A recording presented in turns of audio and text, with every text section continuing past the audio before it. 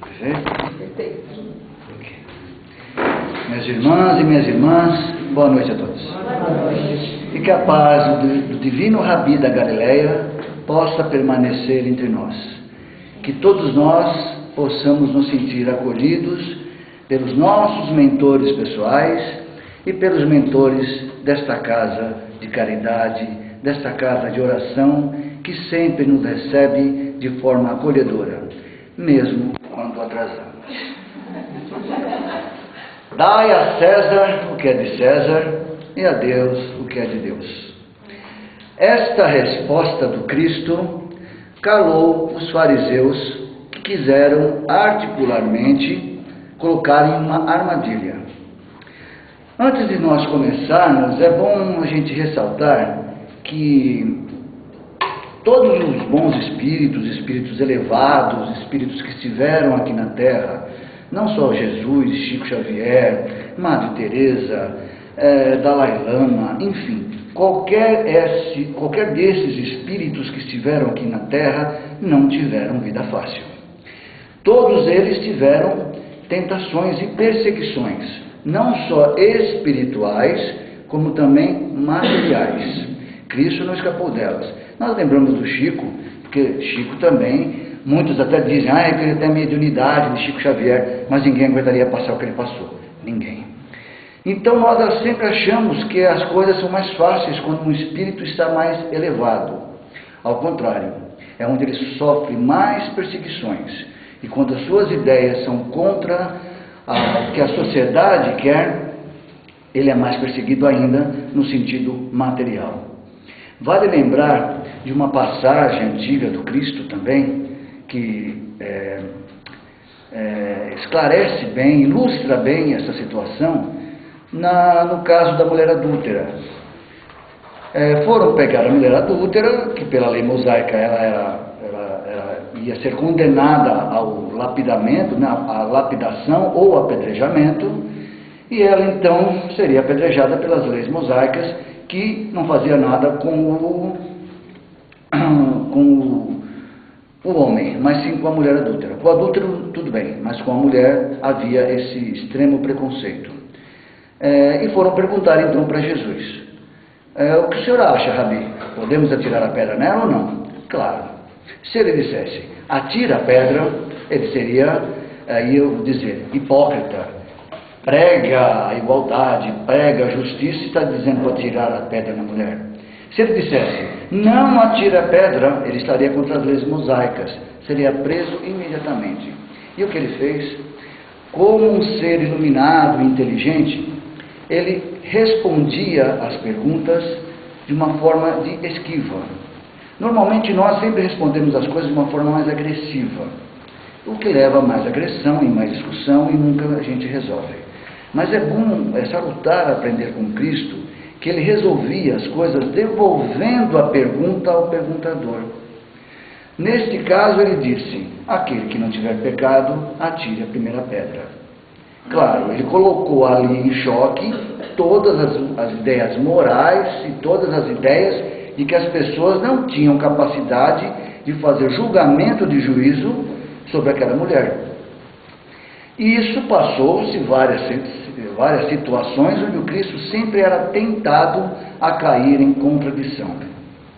Certa feita, Jesus estava lá pregando, cumprindo a sua missão aqui na terra, quando os fariseus, que não gostavam deles, porque os fariseus, os saduceus, eram facções do judaísmo, que é uma doutrina, que é uma religião muito antiga, mas muito materialista.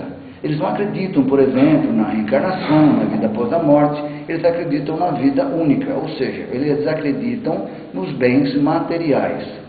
E esperavam que viesse um libertador material. Quem que aparece? Um menino pobrezinho, que não tinha mal o que comer, que seria um libertador espiritual. E isso chocou eles. Então eles não aceitavam Cristo como um libertador. Como um homem mais pobre do que nós podia ajudar a gente. Então eles queriam de todo jeito pegar Jesus em armadilhas. E foram chegar então perto de Jesus e como todas as pessoas maldosas que querem prejudicar os outros, elas começam a bajular antes. Então eles não foram de cara.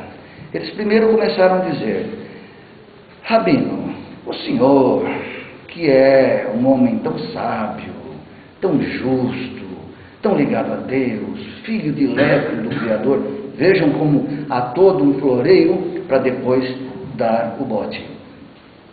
E os fariseus, por sua vez, não eram qualquer um, eram chamados senhores da lei, homens extremamente cultos para a época, de uma cultura vasta, sabiam tudo sobre as leis mosaicas, e eram as pessoas indicadas para pegar, então, Jesus nessas armadilhas no sentido moral. Então foram perguntar, eles não gostavam de pagar impostos, como nós até hoje não gostamos. Mas o que acontecia? Eles viviam sob o jugo romano. Roma era o maior império e foi o maior império que sobrepujou a terra. 1/3 da humanidade morria sob a espada romana. Então todos aqueles que eram dominados por Roma, Roma não exigia que eles seguissem as tradições deles, apenas que pagassem. Roma não estava nem aí com a parte religiosa dos judeus ou de qualquer um. Pagando os impostos estava bom, porque Roma precisava de dinheiro para armar o seu exército e conseguir dominar mais e mais as pessoas. Ou seja, eles tinham os próprios deuses, não se importavam com isso. Eles davam liberdade para que os judeus tivessem as suas crenças religiosas, mas não abriam mão dos impostos. Então os fariseus aproveitaram, agora a gente pega ele. Chegaram, então bajularam ele antes e perguntaram: Rabino, o senhor acha justo que nós paguemos impostos aos romanos?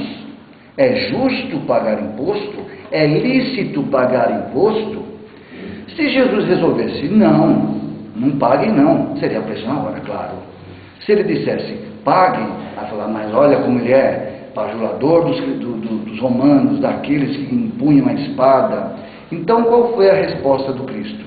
Primeiro, dizendo: por que me tentais? Mostre-me então um denário. Denário era a moeda vigente da época. Ao mostrar o denário, a moeda, Jesus fez uma simples pergunta: quem aparece nessa esfinge? Um deles responde: César. Pois então está respondido: dê a César o que é de César, e a Deus o que é de Deus. Ou seja, César era uma figura material, era alguém que precisava daquela moeda, do dinheiro, da matéria, assim como eles. Mas Jesus deixou bem separado a situação entre querer algo material e estar ligado a algo espiritual. Todos nós sabemos que aquilo que é material, por mais que nos iluda, por mais que nós procuremos, ele é perecível. Tudo vai acabar. Tudo que é material tende a se transformar. Acabar propriamente dito não acaba, mas as coisas se transformam. Aquilo que é espiritual é perene, é eterno, sempre vai existir. Por isso que em outras situações ele ensinava: não junteis tesouros na terra, porque o ladrão vai roubar, a ferrugem vai corroer, as traças vão comer. Ou seja, o que ele quis dizer com essas metáforas foi o que nós precisamos trazer na nossa vida de hoje. Primeiramente, nós podemos começar pelo fato de que devemos distinguir o que é espiritual e o que é material. E durante toda a existência, nós sabemos pela história que sempre houve uma mistura do que é espiritual com material. Talvez nos dias de hoje até mais do que nunca. Muitos hoje se intitulam seres espirituais que precisam de coisas materiais. É aquela coisa, para eu dar uma palestra espírita, eu tenho que estudar muito, me dedicar à espiritualidade, ou seja, eu não trabalho, eu preciso que vocês me mantenham, que vocês me sustentem. Ou seja, hoje nós vemos esses que pregam o Cristo virando então uma profissão. Pregar as ideias, os ensinamentos de Jesus virou uma profissão. No país nunca teve tantas igrejas cristãs. Nunca teve. Aonde a gente vai, tem uma. Nós não estamos condenando quem vai, ou quem deixa de ir, ou quem tem ou não tem. Mas será que toda essa gama absurda de igrejas estão trazendo realmente o Cristo ou estão trazendo o César? Porque o que nós vemos é uma apologia ao dinheiro. Tanto que existe até uma doutrina chamada teologia da prosperidade, que tem como chavão dizer: ontem eu possuía um carro, depois que conheci Jesus passei a ter 2 carros. Ontem eu tinha uma casa, depois que conheci Jesus, a teologia da prosperidade, hoje eu tenho 2 casas. O verdadeiro seguidor de Jesus diria: ontem eu tinha um pão para comer, e depois que conheci Jesus, passei a ter metade desse pão, porque a outra metade ele me ensinou a repartir com o meu semelhante. Isto sim é seguir o Cristo. Esta é a grande diferença que se deve entender. Por isso que a doutrina espírita não se sobrepõe em dizer que ela é melhor, que ela está acima de tudo, mas é uma fé raciocinada. Ela não está ligada às coisas materiais. Aí vão dizer: sim, mas nós somos espíritos que estamos passando por um processo material. Precisamos das coisas materiais. Claro, ninguém está dizendo para não ter. O espiritismo não prega a pobreza como uma forma de evolução espiritual. Cristo também não pregou. Aliás, nenhum verdadeiro cristão pregou isso. O que é pregado, o que Cristo quis nos ensinar é o apego. É o apego que nós temos aos bens materiais, e à medida em que nós nos apegamos demais aos bens materiais, proporcionalmente nós nos afastamos daquilo que é espiritual, daquilo que é sacrossanto. Nós vivemos numa sociedade consumista, todo mundo sabe, onde nós associamos felicidade pela quantidade de coisas que nós podemos acumular. Todo mundo associa que ser feliz é ter mais coisas materiais. Quando passamos numa rua e vemos um carrão, alguém dirigindo, nós logo pensamos: eu com um carro desse estaria feliz. Eu com uma casa dessa, minha vida estaria tranquila. Eu com um salário daqueles. Quando nós vemos que na realidade são tudo ilusão. Porque nós, naturalmente, mesmo sem conhecer nenhum de vocês aqui, me incluindo, todos nós temos muito mais do que precisamos para viver. Todos nós. Temos até de sobra. Se chegarmos em casa hoje e fizermos uma lista, digamos, uma contabilidade de tudo, coloca tudo lá: garfo, faca, prato, sapato, meia, coisas do tipo, roupa, nós temos de monte. Temos até sobrando. Tem gente que consegue até guardar pote de margarina vazio, lava e guarda, porque uma hora precisa, nunca se sabe. Vejam só como o apego vai indo. Pedaço de fio, aquele restinho de alguma coisa, uma revista antiga. Quando vai doar, começa a falar: não, essa roupa aqui, eu lembro de um namorado que eu tive, de uma namorada, eu lembro daquela viagem, não, essa eu não dou. Não, essa eu não dou porque eu ganhei de uma tia minha que eu gostava muito, e vamos acumulando. E não percebemos que à medida que nós acumulamos, nós nos apegamos, e nos apegar, nós acabamos naturalmente nos afastando do que é espiritual. É simples. É o que acontece com os espíritos obsessores. Quem são os espíritos obsessores? Seres que estão nas trevas? Não. Os espíritos obsessores são encarnados como nós, que desencarnaram e não souberam dizer adeus. Se apegaram à casa, ao carro, às coisas, à família. Quem leu ou assistiu aquela belíssima obra de André Luiz, Nosso Lar, lembra que em determinado tempo ele quer voltar para a casa dele, porque ele ainda está apegado. E quando volta fica chocado. Primeiro porque a mulher casou com outro, só porque ele tinha morrido. E não era para ela ter casado com ninguém. Depois ele fica fulo da vida quando ele vê que os móveis estão trocados. Já tinha passado mais de 20 anos que ele tinha desencarnado. E ainda avisaram: André, não vai para lá. Não, mas eu quero ir, porque a Zilda está me esperando, as crianças estão me esperando. Ele não entendeu que ele estava André Luiz. E lá ele não era mais o doutor André Luiz. E ao voltar, de cara, vê que tinha um homem na cama dele, dormindo com a mulher dele. Por pouco que ele não cai de novo no umbral. Mas ele percebeu que aquele homem não era um homem mau, que a vida dele, a vida que ele estava, já tinha se findado, ele já tinha que dizer adeus.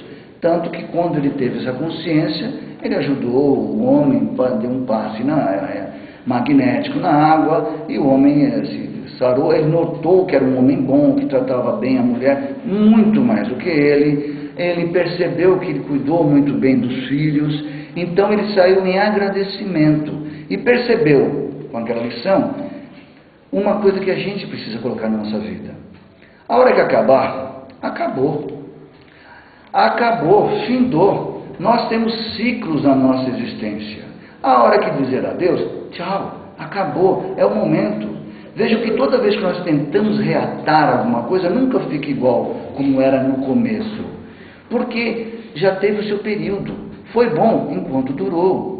Nós viemos já de uma sociedade que sempre procurou manter as coisas sem modificação. Por isso que nós sofremos quando temos que mudar. Sofremos quando saímos de um emprego, quando entramos no novo emprego, quando saímos de um relacionamento, quando entramos em um relacionamento.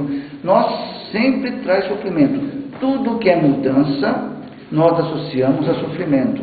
Porque nós estamos muito ligados à matéria, muito ligados às pessoas, os pais aos filhos, os filhos aos amigos, à vida, a tudo que é bacana, e a gente esquece que este corpício bonito vai acabar. Aquele corpinho que você tinha com 20 anos, vai embora, eu garanto.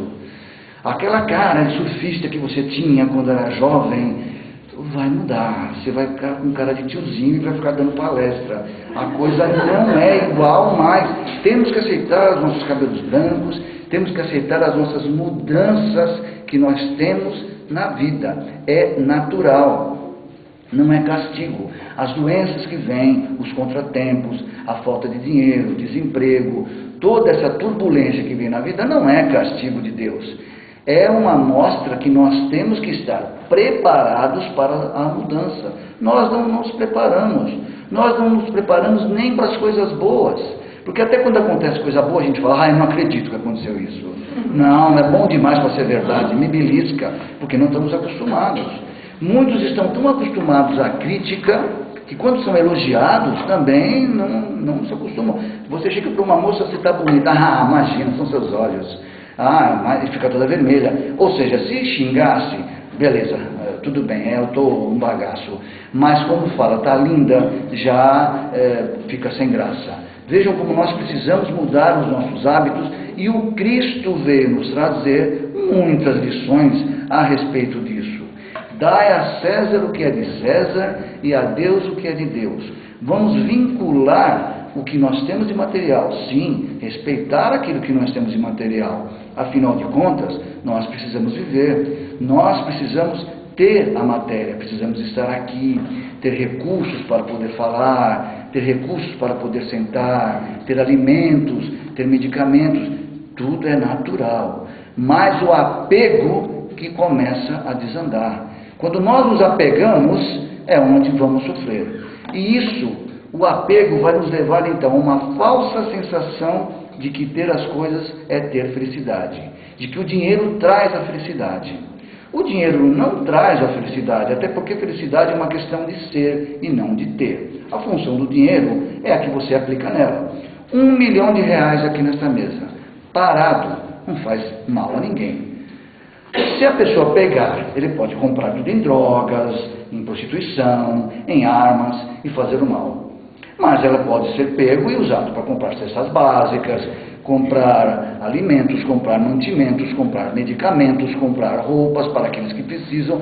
Tudo depende da mão que usa. A mesma mão que abençoa é a mão que amaldiçoa. Tudo vem da nossa mente e do nosso coração. Por isso a importância de conhecer o Evangelho do Cristo e trazer esse Evangelho para a nossa casa, para a nossa vida. Nós, por estarmos nessa sociedade tão ligada à matéria, sofremos muito. Há um sofrimento muito grande. Nós temos que ter cuidado, é claro, com o lado espiritual, para não nos fanatizar. O que nós vemos hoje é muita religião, muito pouca religiosidade. há todo um fanatismo, as pessoas pregam aquela coisa de que o meu Deus faz isso, o meu Deus faz aquilo. Nós vemos, como dizemos agora, tantas igrejas que lembram até aquelas franquias comerciais, tipo McDonald's, Habib's, de tantas. Tem lá o pregador, o missionário, trilhardário e todo mundo lá atrás. E eles põem até um cardápio assim na porta. Segunda, dia da salvação. Terça, dia de pagar dívida. Quarta, para arrumar o casamento. Quinta, para sair do vermelho. Sexta é o dia da libertação. E sábado, bomba. Então nós vemos que vendem-se a fé. A fé virou então um produto de venda. O Cristo está sendo vendido de novo. Mais uma vez, já tinha sido vendido na época dele para um próprio amigo, e hoje é vendido de novo. Por isso, nosso cuidado na parte espiritual, assim como na parte material. Vamos ter as coisas? Sim, vamos, precisamos ter, mas saber os nossos limites.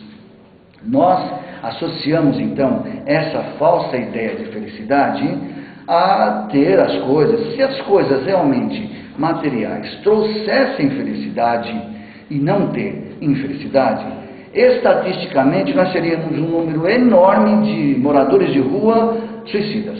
Ah, se matou, ele não tinha nada na vida, se matou de tanto desgosto. Nós não vemos isso. Não tem um bendito desse que se mata. Aliás, ele se mata para conseguir uma marmitex durante o dia. Porém, o que nós vemos de artistas, celebridades, empresários, que quando tem uma decepção na vida, se suicidam. E nós sempre nos questionamos, nossa, mas ele tinha de tudo. Não, ele não tinha de tudo. Ele não tinha nada. Faltava para ele a espiritualidade. Faltava para ele entender que o que ele tinha era provisório. E que se tiver que ser retirado, que ele aceitasse. Nós vemos isso quando acontece no dia a dia da vida da gente. Não é porque nós somos espíritas que vamos dizer, se acontecer alguma coisa comigo, eu sou espírita, eu não me importo. Não, a gente fica chocado, a gente fica mal, dá um balanço. Mas nós vamos, através dos estudos espirituais e dos ensinamentos do Cristo, nós vamos começar a desenvolver em nós uma proteção, uma cúpula que nos protege do apego às coisas. Porque lembre-se, nós vamos ter que lidar com as frustrações. As frustrações vão vir. Não vamos mentir aqui. Casa espírita não faz milagre. Aliás, quem acredita em milagre, não acredita em um Deus justo, que ajuda um e não ajuda o outro. Se houvesse esses milagres, nas partidas de futebol sairia empate, porque os dois times estão rezando, os dois estão lá na hora do tá todo mundo orando e ninguém vai fazer gol. Não, faz quem treina mais. Ajuda-te que o céu te ajudará. Ensinamentos do Cristo. Portanto, quando nós começamos a disciplinar o nosso querer, nós nos poupamos de tantos dissabores. Porque, vejam, frustração todos teremos. Será mais feliz aquele que tem menos frustração? Não. Mais feliz aquele que tem o maior grau de tolerância à frustração. Porque quanto menor por esse grau, a criatura começa então a entrar nos estados patológicos da loucura. O que é a loucura? A loucura é quando a criatura começa a imaginar um mundo paralelo ao seu, um mundo imaginativo, por isso que toda loucura é imaginária. Ela produz um mundo imaginário e passa então a ter hoje essas doenças tão conhecidas como a bipolaridade, a depressão, como nós falamos, a síndrome do pânico e outras tantas doenças catalogadas de cunho psicopatológico devido à pressão do mundo. Eu não estou aguentando tantos problemas. Gente, nós estamos aqui para suportá-los. Não é valorizar os problemas. Aliás, é entender por que eles vieram. A doutrina espírita nos dá esses recursos. Por isso que nós dizemos que a doutrina espírita, acima de tudo, não é apenas uma religião, mas é uma programação de libertação de consciência e de corações. É uma programação, não é de um dia para o outro. Não é que negócio, eu vou no centro toda terça, fui lá, virei santo. A minha vida mudou. Li 2 páginas de Violetas na Janela, hoje eu sei tudo sobre espiritismo. Não é verdade. A pessoa vem, está vendo lá um palestrante, aquele homem é iluminado. vocês não sabem de nada, mas não é iluminado mesmo, está devendo muito, por isso que está fazendo palestra, porque senão não precisaria estar sempre estudando para poder passar essas informações. As pessoas que estão lá dando passe não são milagreiros. Sinto frustrá-los, mas o passe não vai fazer milagre. A sua conta vai estar no vermelho, mesma coisa amanhã.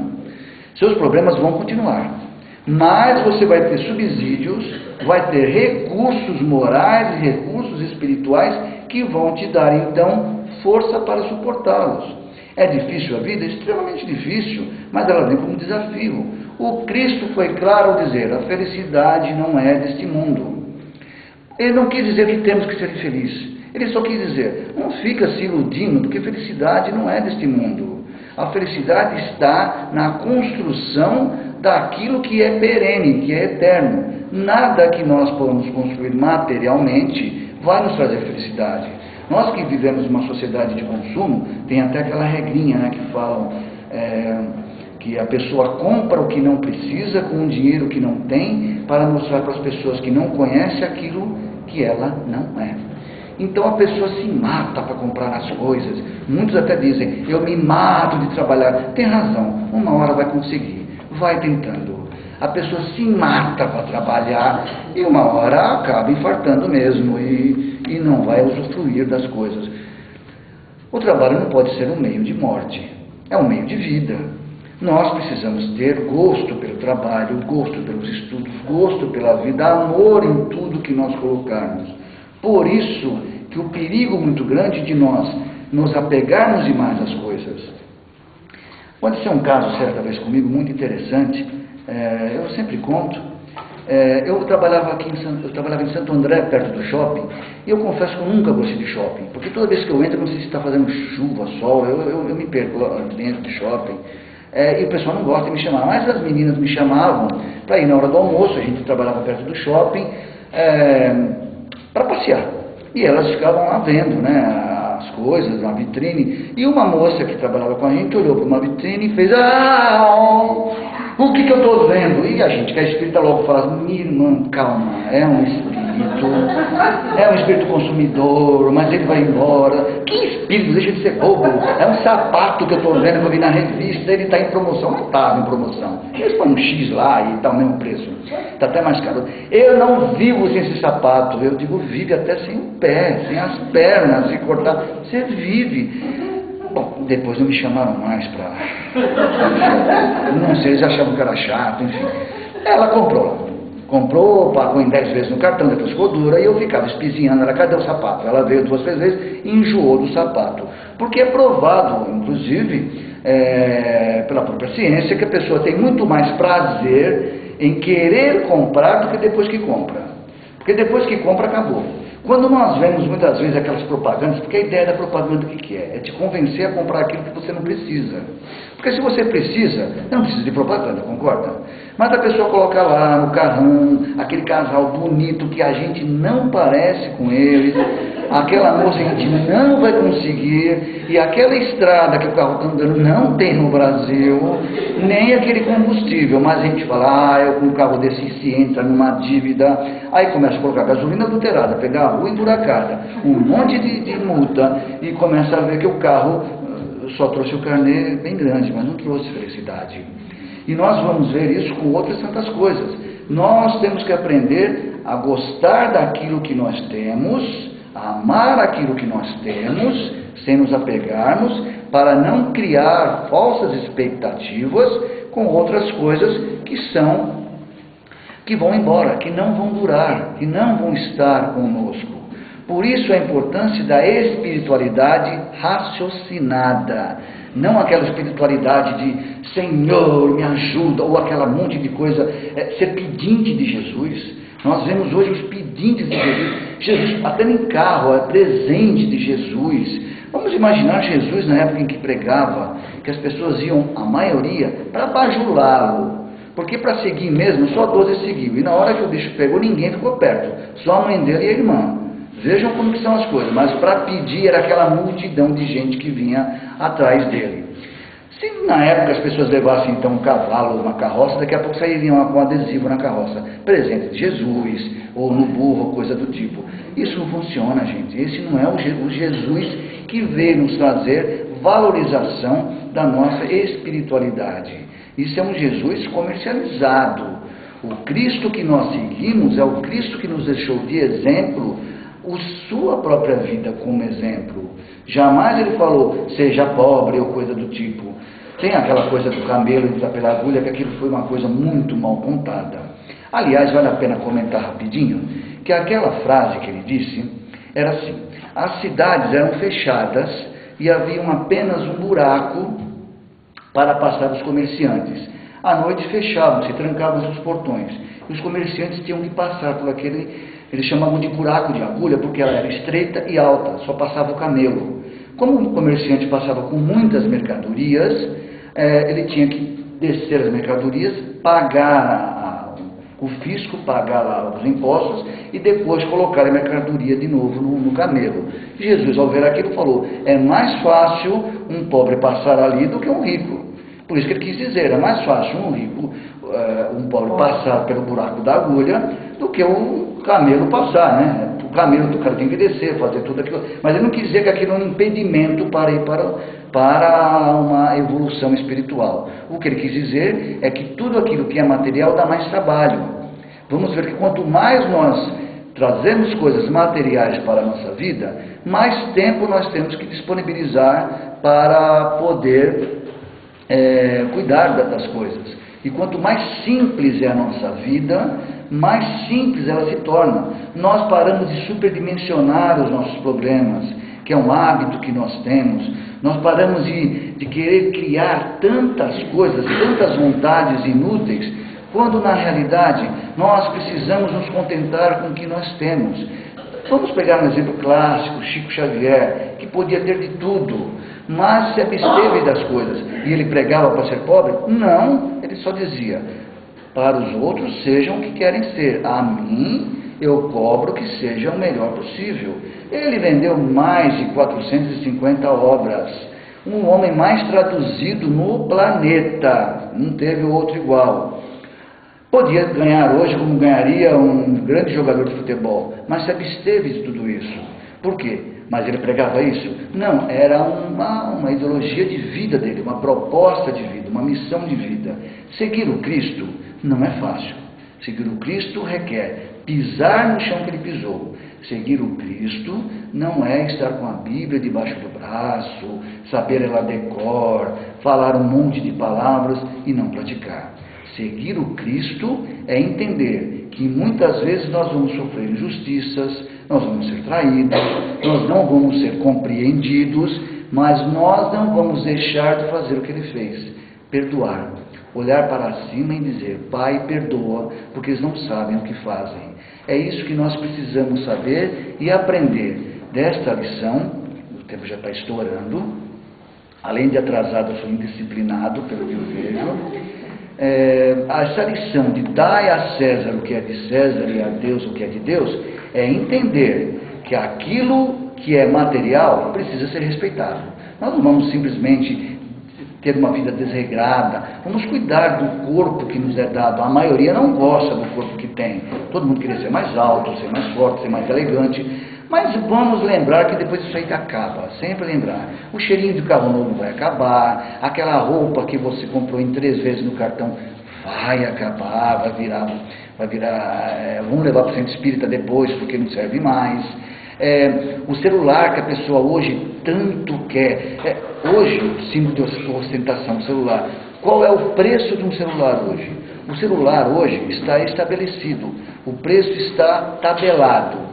O valor de um celular hoje custa exatamente o preço de uma vida humana.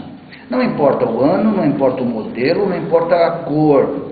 Ele vale a vida humana. A pessoa quer roubar um celular, vai lá, mata outro e rouba um celular. E tudo bem. E se não gostou da cor ou do modelo, vai lá, mata outra pessoa e leva o celular. Vejam o nível que nós chegamos desse desapego ao espiritual e o apego ao que é material. Portanto, vamos tirar essa lição e entender: a César o que é de César e a Deus o que é de Deus. Daqui a pouco nós estaremos no Natal. Uma época onde as pessoas vão comemorar aquele que é o símbolo do Natal, onde todos vão comemorar em volta Papai Noel. Todos vão lembrar do Papai Noel, que é o velhinho com um saco cheio de presente. Ninguém nem lembra do Cristo. Ou vão dizer que na noite de Natal o pessoal bebe água frutificada. Não bebe, enche a cara, come muito, gasta-se muito, engorda-se muito e comemora-se então o Natal, que deveria ser uma época onde nós nos espiritualizarmos e nós, na verdade, fazemos o quê? Usamos a moeda de César. Nós procuramos então aquilo que é de César. Olha o César aí de novo batendo em nossas portas, querendo de nós sua moeda, querendo de nós o seu imposto. Paremos para pensar então em nossa vida espiritual, sem fanatismo, mas de uma forma raciocinada. Meus queridos, acabou a palestra. Eu agradeço a todos pela paciência. O assunto realmente é vasto e é muito interessante, pois os ensinamentos do Cristo precisam ser sempre analisados de forma muito profunda e trazidos para a nossa vida. Portanto, finalizando, vamos ter fé. Fé em Deus, fé em Jesus, fé na vida, fé no homem, fé no que virá, mas, sobretudo, fé em nós mesmos. Lembrando que o Cristo nos ensinou que somos centelhas divinas. Portanto, meus queridos, com a autorização que a casa sempre nos dá, peço para que me acompanhem agora, mas apenas em pensamento, na oração deixada pelo Cristo. E quando nós pedimos para que acompanhem em pensamento, para que ela não seja uma coisa mecanizada, não seja mais aquela coisa decorada, mas seja a oração do Pai Nosso sentida e compreendida. Quando um dos discípulos chegou a Jesus e disse: Mestre, nos ensina a orar. E Jesus então começou a dizer: Pai nosso que está aqui e em todos os lugares, santificado é o teu nome.